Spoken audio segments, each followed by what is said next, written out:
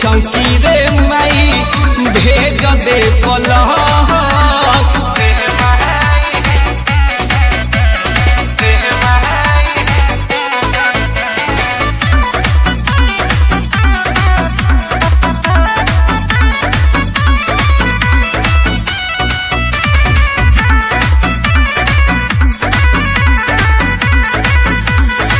सुततानी भुइया रे माई हम तो 2 दिन से डबल बेड वाला पलंग भेज देना किन के।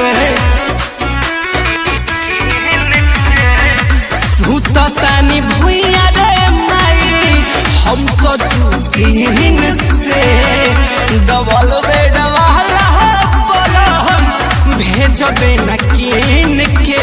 रहे अनहर नहीं भोई संभाल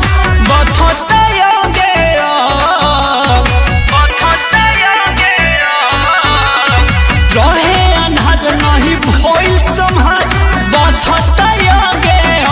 कि सैया जी दूर दिहले चौकी रे माई भेज दे पलंग। कि सैया जी दूर दिहले चौकी रे माई भेज दे पलंग।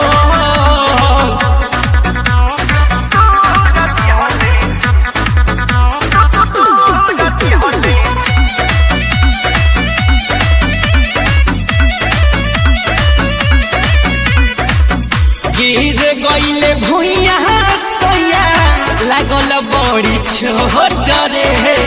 सुबोध सुहाना पिया के फाट गईल रे रे माई।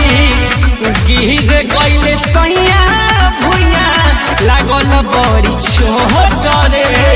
सुमित पटेल सैया के फाट गईल रे। छवि हरदिया न झदा तोर दिया भरत बॉडी में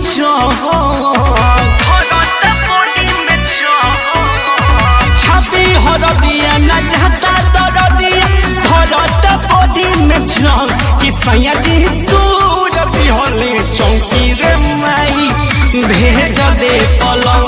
बलमुआ दूर दिहले चौकी रे।